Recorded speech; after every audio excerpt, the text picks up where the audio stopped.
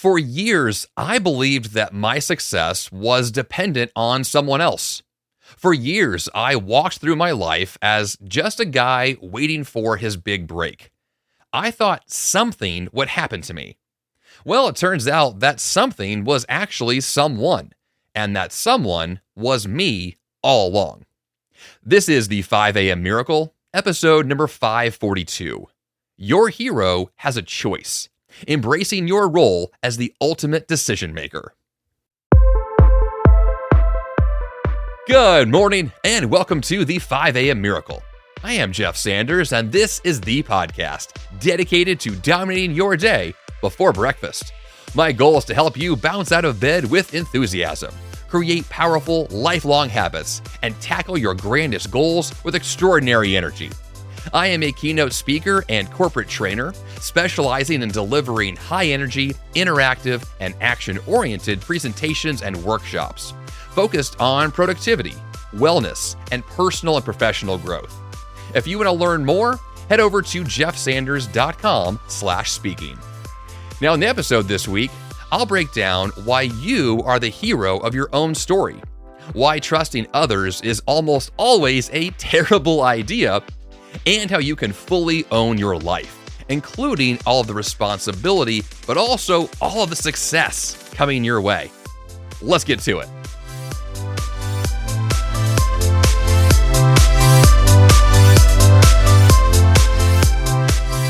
So let's go back to around 2006. At this time, I am in college, and I'm working as a waiter in my very tiny college town of Kirksville, Missouri. And as a waiter, I love my job. It is hectic, it is busy, it is high energy. You can imagine someone like me who just loves to be in those types of environments where there's a lot going on. I have to think on my feet, talk to a lot of people, make a lot of decisions. It was a lot of fun. I really, really enjoyed being a waiter in this particular, restaurant environment. But one thing that stood out to me were on our busiest nights, Friday night, Saturday night, lots of people, a lot going on. And I'd be in the middle of this very busy shift, and I would take these very intentional breaks where I would go back to the kitchen, I would grab a glass, usually of iced tea or something, and I would chug it in the back to get some energy, get some hydration. And then I would stand there waiting for myself to kind of catch my breath and prepare to go back into this busy environment. And one thing that I was doing without realizing it was I was standing in a way that you might point out as what Superman would do. Literally standing with my hands on my hips, my chest puffed in the air, and me kind of deep breathing as I'm preparing to go back in. It was this very stoic kind of presence. And I didn't realize I was doing this until my boss pointed it out. He came back multiple times over the course of a few months, and he would call me out on this and say, well, there it is again. You're doing it again. And I was like, doing what? What's happening? And he was saying that I was kind of posing as a superhero in the back of this restaurant, in the kitchen, just having this sense of confidence and preparation and intentionality. And looking back at it years later, I know exactly what I was doing. I was preparing myself mentally, emotionally, physically to go do something that required my full attention. It required my best self to get out there and do my thing. And what I was doing unconsciously was standing in a way that was confidence building. I was embracing the role as the guy in charge. I wasn't the boss. I wasn't the leader. I had no actual official title. I was just a waiter.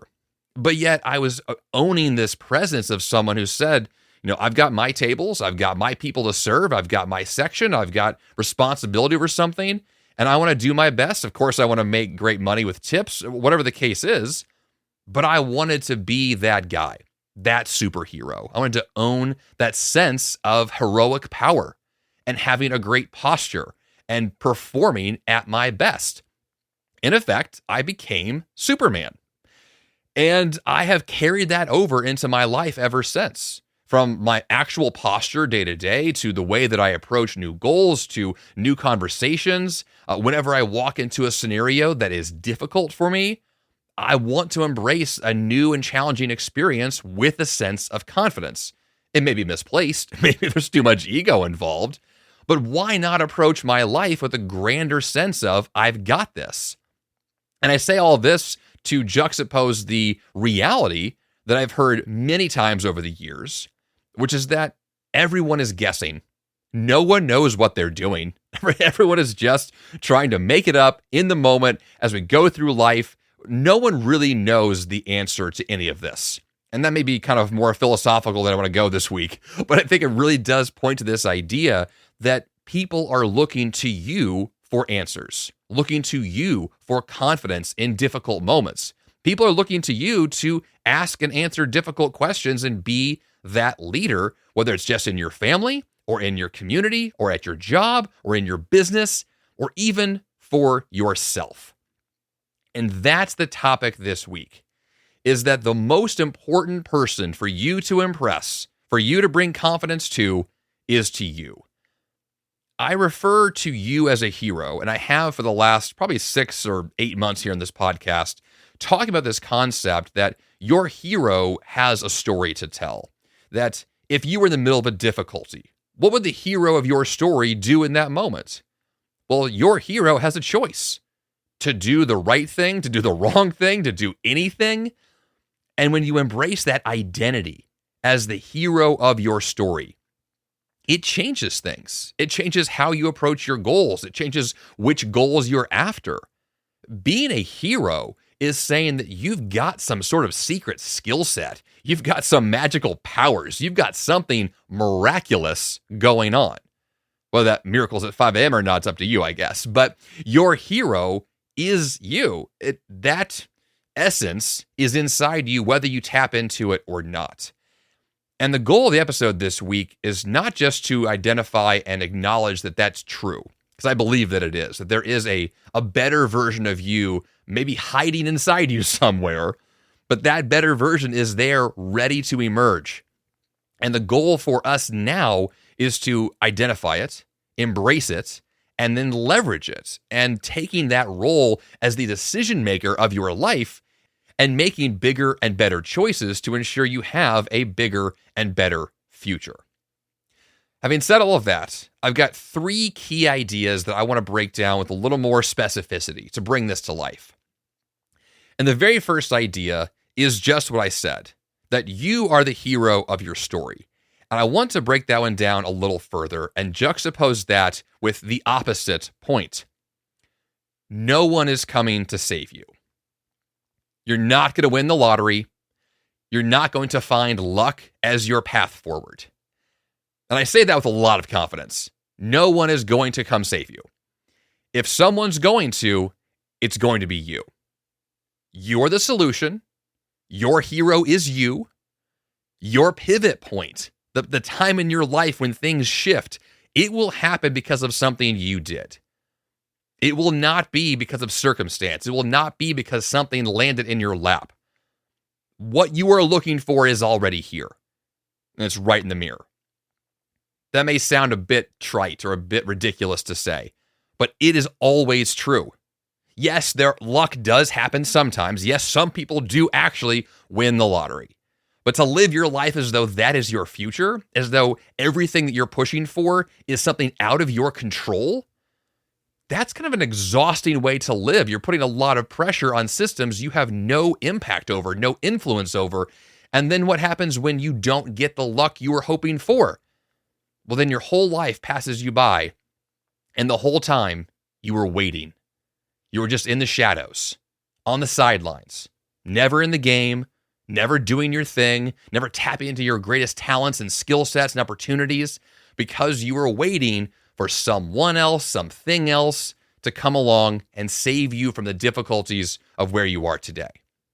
Now, that's not to say that there aren't people who are in situations that they actually can't control. Everything from disabilities to personal challenges and circumstances that could be far beyond this conversation. But if you hear what I'm saying right now, this is for you. If you know that there are things you could own, this is for you. And that your hero is you.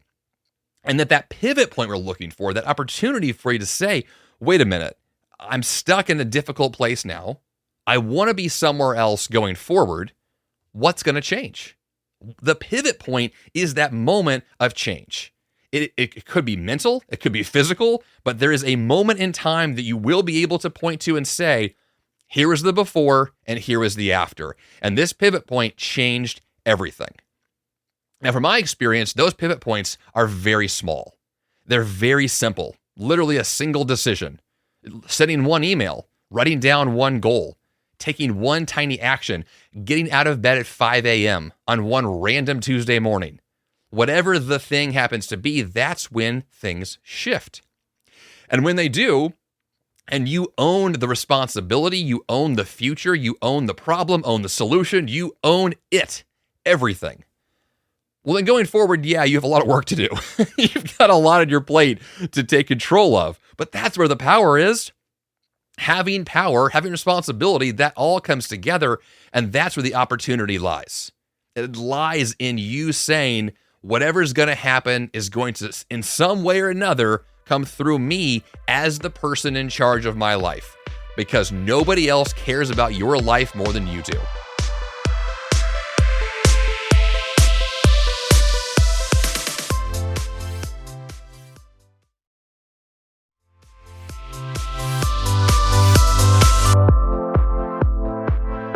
To highlight that point, recently I've been working on a number of systems in my business where I've been trying to change out podcast ad agencies. I've been working with different podcast hosting companies, different teams to partner with, a lot of different shifts as far as who is involved in one way or another around the production of this podcast you're hearing now.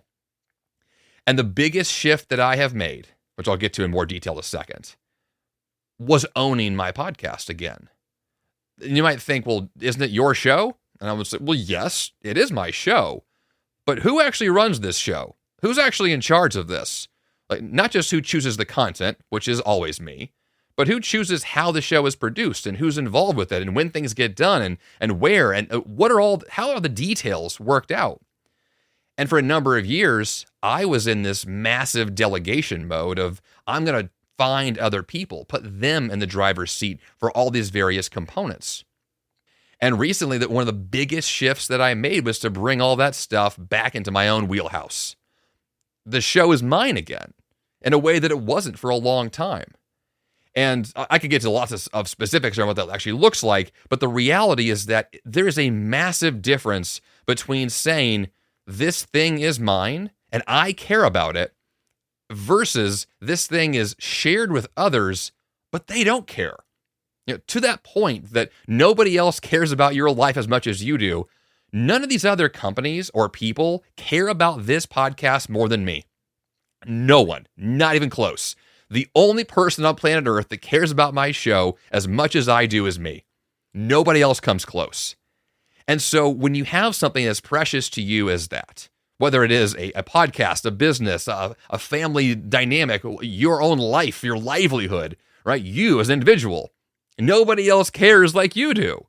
So if you want better results for you, the buck stops with you.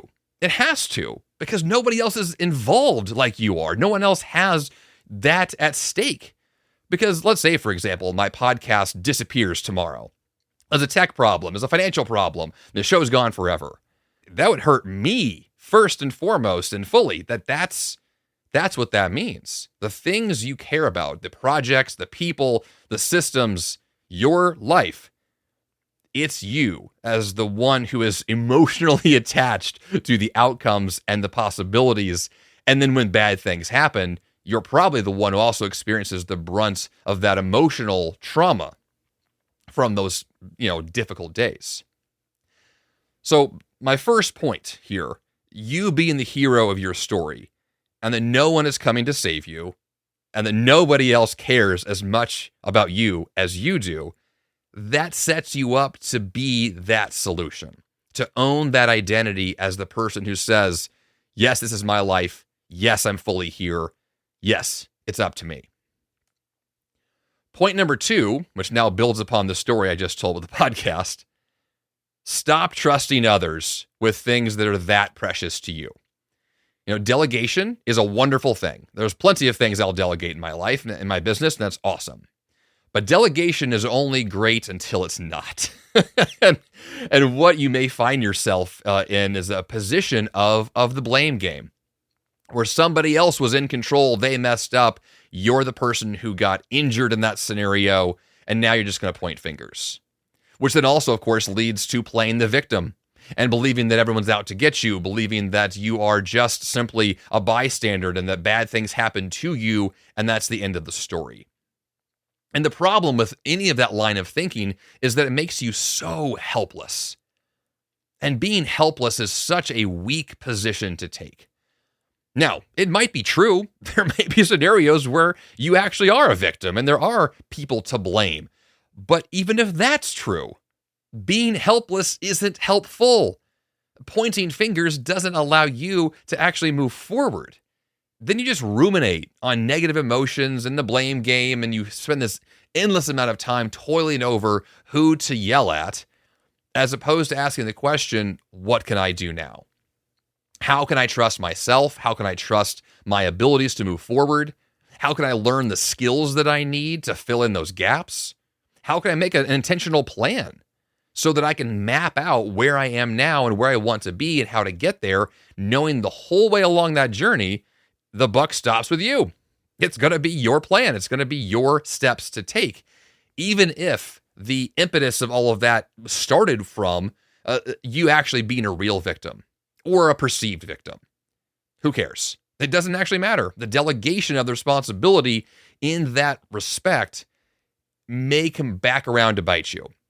And the goal here is to say, if I'm going to delegate something important, I'm going to delegate it to me. I'll be the one who takes care of it. I'll be the one who owns it.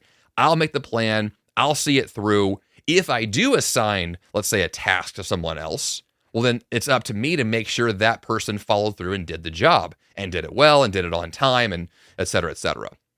But at the end of the day, you're the manager. You're the CEO. You're the one in charge. You're the one with the plan who guarantees its success. And so when I say stop trusting others, I don't mean fully. Of course, life is a communal activity. We're all in this together. But trust but verify, right? We have to make sure that other people are on our team, that they care somewhat as much as we do, that they're enough invested in the outcome, that they're incentivized to do the right thing, if for no other reason they just like you as a person. And so I have to build systems and guardrails and successful ventures that are based on this idea that I'm in charge. My life, my business, my goals, my success. It sounds like it's an ego trip or like it's all about you, but let's not kid ourselves. Your life is all about you. That's what we're talking about.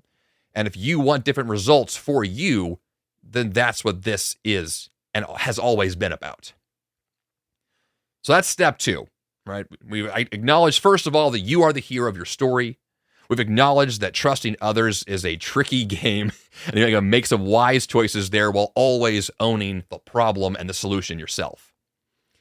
Which brings us to step 3.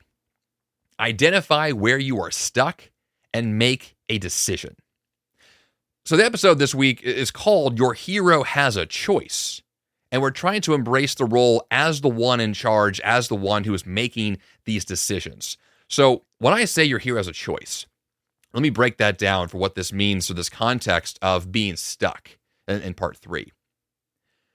When you are at a fork in the road, when you have a choice to make, do I pursue goal A or goal B? Do I try strategy 1 or strategy 2? We tend to find ourselves in those moments when we have, tricky problems to solve or goals to achieve, or we're trying to strategize. We need to be intelligent about what to do. This is not just brute force action, which in some cases can be helpful. But as I've realized, especially recently, strategy trumps everything. It's more important to have the right plan in place than it is to just arbitrarily move really fast in the wrong direction. So when I say your hero has a choice, I literally mean a choice of which path are you going to take? Which goals are you going to pursue? Which habits are you going to adopt? What does your life look like, and what kind of intentionality have you put in place to guarantee you get what you want? This is ownership at a very practical level. What does your calendar look like? What does your task manager look like? What does your actual day-to-day life look like? How do you emotionally feel about it? And identifying where things are going south and fix the problems.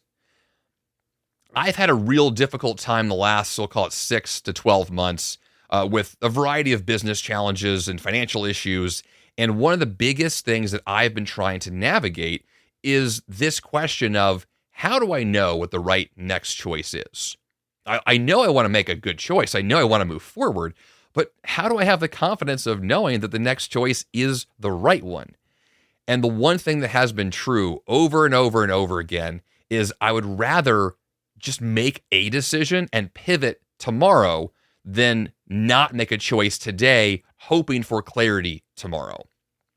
In other words, I'd rather make a mistake in the moment now, make a choice and move, get the feedback from that decision, and then pivot as necessary, because that path forward, though more possibly messy, complicated, will actually result in faster progress, because you're going to learn in the moment, like on the fly. You make a choice. It was the wrong one. Okay, make a second choice. It was the wrong one too. Okay, make a third choice. Oh, that one was better. Okay, let's build on that, and let's move forward in that direction. It's this very active role of saying, I just need to, yes, take action, but it's the strategy behind saying, I'm learning, I'm involved in this. It's a deliberate decision to be actively engaged in the process.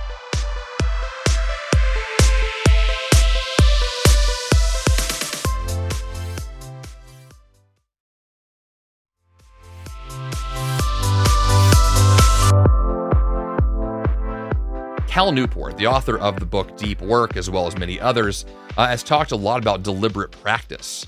So his kind of take on the 10,000 hour rule, which is that anybody who spends 10,000 hours in something becomes an expert. He basically refutes that in saying that 10,000 hours is not the point. Amount of time isn't it. What we're going for is deliberate practice, intentionality, being fully engaged and learning and growing and changing in the moment. When that's the case, you don't need 10,000 hours. You can do it in 10 hours because you're so actively, like your brain is so turned on, you're so there that you learn so quickly, you can find the right choice, put it into play, and make it happen. Along those same lines of the 10,000 hour rule, I remember years ago when my wife Tessa was a teacher here in Nashville at a middle school, one thing that she learned in her kind of educational experiences was that there was a very common trend for teachers themselves to start in their first year and grow quite a bit. And their second year, they would continue. Their third year, they would grow even more. But after their third year, they would stagnate. And so a teacher who had been on the job for 30 years, in many respects, had the same skill set that they did after their third year. And so they grew a lot in the beginning and they plateaued. And they just stayed where they were for decades in some cases. And so what does that reflect? Well, that really just highlights the point that growth, sure, it's going to happen when you're new at something. But there is a point in time where you might stop, where you might just not make any more decisions about how to improve. Now, in some cases, you may say, well, you've mastered that skill set. Sure, that can be fine in some cases. But we're talking about your life. We're talking about something that's much higher than just maybe a random job you might take on or random pursuit. If we're talking about your life and this intentionality of growth and improvement over time, I don't want to be the kind of person who, in my early 20s, had 3 difficult years and then I just rode that wave the rest of my life. That's not how life works. It doesn't work that way, right? We have new challenges, new goals, new opportunities to grow. And so my perspective on this now, as the hero of my own story, is to be committed to that process of deliberate practice, to be fully engaged in my own life, to have a sense of awareness that says, I know what's going on. I know what the problems are. I know what my solutions look like because I've mapped them out. I have practical, literal lists of here's what I'm doing to solve these problems. Here's who I'm trying to trust. Here's who I'm working with to make these things happen. And then you hope for the best. But the whole process is not based on hope. It's based on the hope that your systems that you currently have are going to work. And if they don't, you fix them. You're the one. That's it. It is, once again, about you. I don't want this to sound like some sort of lecture. I feel like I'm just kind of harping at maybe this theoretical version of who you might be. But I think that what I've experienced, especially in these last few months, just points out to me over and over and over again that my life is my choice. My path forward is based on the choices that I make today. And I want to make sure that, not that I'm avoiding regret, but I think more importantly, that I don't find myself in a downward spiral of those potential issues of pointing fingers, of playing the victim, of looking at failures in my life as a defining characteristic of where I've become or where I've wound up. I would rather say, here are a list of successes. Here are a list of things that are going well. And guess what? Those things happened because I was intentional about my time and my goals. And now I have a better plan for the future, bigger goals to achieve, grander things to do, more impact to be had, whether personally or communally. Like, we're looking for opportunities here to grow over time. My take on personal development, personal growth has always been one of iterative choices, right? Tiny choices every day that are 1% better, not necessarily in every area of my life at once. It's kind of exhausting, but at least to the degree of saying that, yes, I want to have that confidence that a year from now, I'm going to be better in these core areas that I care about because I spend that time to do a little bit of growth each and every day, and that it's purposeful.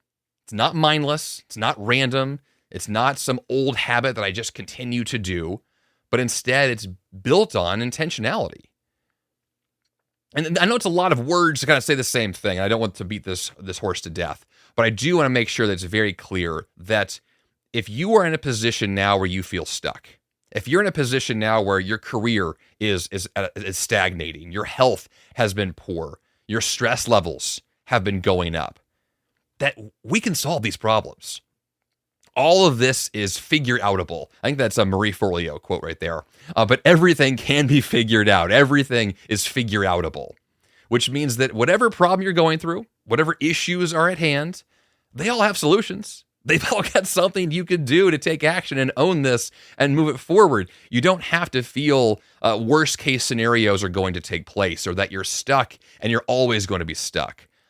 I say that from personal experience. I know what the emotional state is to feel like you just can't quite get it. And that sucks. It's no fun to feel that way. It's not a fun experience, but it is so exhilarating to be on a path where the actions you're taking are producing results you love, and you can see that scaling over time, right? You can see your finances improving. You can see the weight falling off. You can see the stress reducing. You can see the results. That's empowering. That's self-reinforcing. And then it's much easier to own your journey as the hero, because when you see results coming in, it's pretty easy to be a hero. Honestly, it's awesome to ride those waves is easy.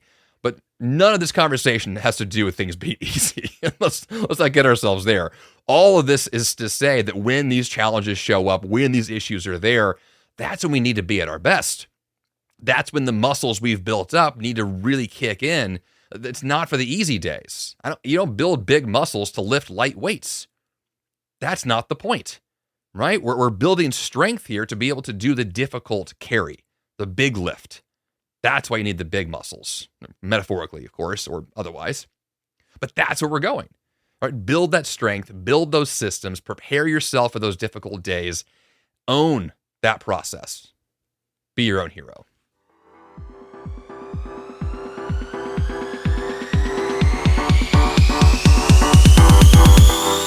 And for the action step this week, yes, of course, become that hero of your own story. Now that you know that you are the solution you've been looking for, it's time to fully own that identity. Because you are a superhero, you can handle this. This is your moment to grow. This is your moment to make that first move, take that first action, make this happen. Now, of course, be sure to subscribe to this podcast in your favorite podcast app, or become a VIP member of the 5 a.m. Miracle community by getting the premium ad-free version with exclusive bonus episodes at 5ammmiraclepremium.com. That's all I've got for you here on the 5 a.m. Miracle podcast this week. Until next time, you have the power to change your life, and all that fun begins bright and early.